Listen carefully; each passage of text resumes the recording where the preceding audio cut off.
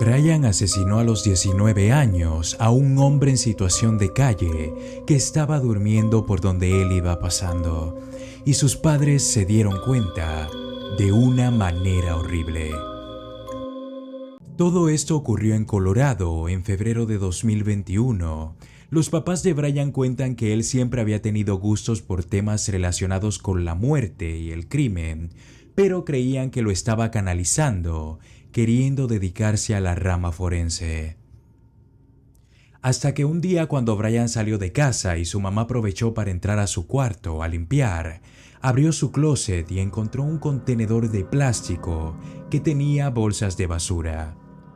Se acercó y vio que una de ellas tenía larvas, así que la llevó al fregadero de la cocina. Abrió la bolsa para ver qué era y nunca se imaginó lo que encontraría. Una cabeza humana. Se quedó en shock y le llamó por teléfono rápidamente al papá de Brian, quien estaba fuera de casa recogiendo a su hijo menor. Cuando llegó, su papá tapó la bolsa con una toalla. Además, todavía quedaba otra bolsa en el contenedor. Decidieron llamar a Brian y decirle que volviera a casa porque su hermano tenía clases de manejo y necesitaban su auto. Al ver que Brian estaba en casa y sabiendo que lo podrían retener, su mamá salió al jardín para llamar al 911 y pedir que enviaran a la policía, contándole todo lo que habían encontrado. 911, this is John. What's the address emergency? Hi, there is an emergency. I found something in my son's closet wrapped in a plastic bag.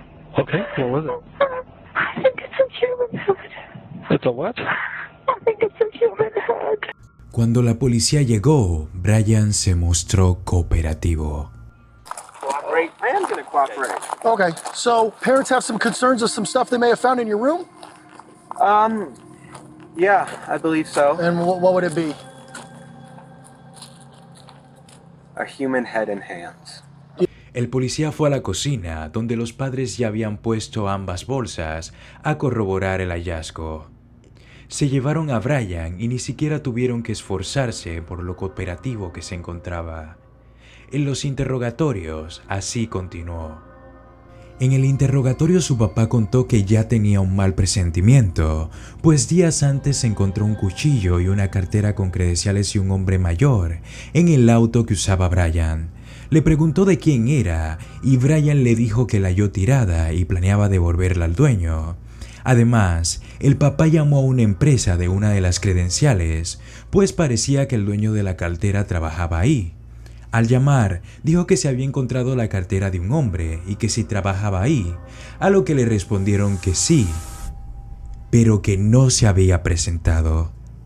A pesar de la insistencia de su papá, Brian siguió negando conocer al hombre y continuó con la historia de que era una cartera que se había encontrado. El padre también halló sangre en la defensa del auto. Sabía que algo estaba mal, pero dijo que quiso creerle a su hijo. Su mamá contó que siempre fue un niño con problemas de conducta, pero no imaginaba que a tal grado. La escuela mencionó que los padres parecían no preocuparse lo suficiente por el comportamiento de su hijo, que llamaba la atención. Una amiga de su madre dijo que no era para tanto, que no se preocupara, sino que creía que la escuela estaba más bien ensañada con su hijo. El papá de Brian le mencionó lo de la sangre en el auto a la mamá.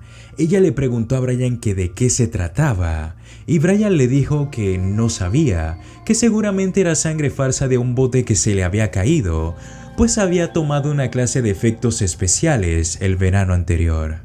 Brian, are you okay? They see blood on the back bumper of the vehicle. Really? Yeah, did you get hurt? No. Are you sure you don't have any injuries? No, I'm fine. There's blood on it? What? We're not sure. We're not It's- sure. It's a red, something red underneath the license plate. Similar blood stain. Oh, no. All right, but you're not injured. You don't have any cuts. No, I don't know what would cause blood or whatever it is on the bumper. But you're not injured. No, I'm not injured. Así que el hallazgo sí lo sorprendió, pero de repente todos los puntos se conectaron. Como mencioné, Brian se mostró siempre cooperativo en el interrogatorio. Contó todo con lujo de detalles e incluso se mostró emocionado al revivir la escena del crimen. Destroyed his eyes by stabbing them. Okay. And then I cut off his hands. I put those in plastic Ziploc bags. And then I cut off his right arm at this joint and at this joint.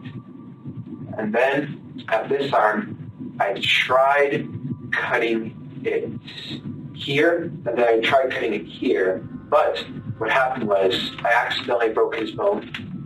This one, it was poking out. And so I left that one here, partially cut, dismembered here. Contó que ya tenía el deseo de cometer un crimen así y que llevaba alrededor de 6 meses planeándolo.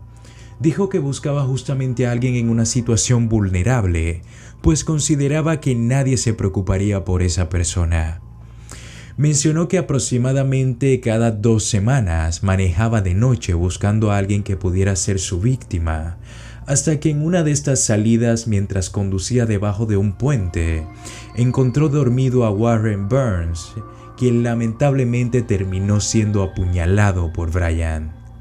Planeaba dejarlo todo ahí, pero le preocupó que la policía pudiera encontrar fibras de su ropa, por lo que tomó la decisión de esconder los restos en distintas partes, la mayoría cerca de donde cometió el crimen. También comentó que ya tenía un historial de maltrato animal y que tenía ideación homicida constante.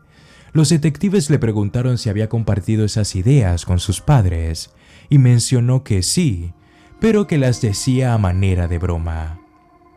Cabe mencionar que intentando deshacerse de la evidencia antes del descubrimiento de sus padres, Brian hundió su auto en un río. A pesar de eso, ya en el interrogatorio, contó detalladamente todo su plan de acción. Parece que no ocultó prácticamente nada, pues narró todo muy específicamente. Gracias a sus relatos tan detallados y a los testimonios de familia y amigos, la policía se enteró de que Brian aspiraba a ser un asesino serial famoso. Go slow and tell me as many details as you can remember. So, because I mean, Murray going to jail for the 15 years probably. I have no idea. Because We're at the beginning. it's murder. I mean, I'm going to jail for 20 probably, but so I figured, why fight it? Okay. Al principio del interrogatorio, Brian creía que le darían solo de 15 a 20 años en prisión, tal vez por eso colaboró tanto.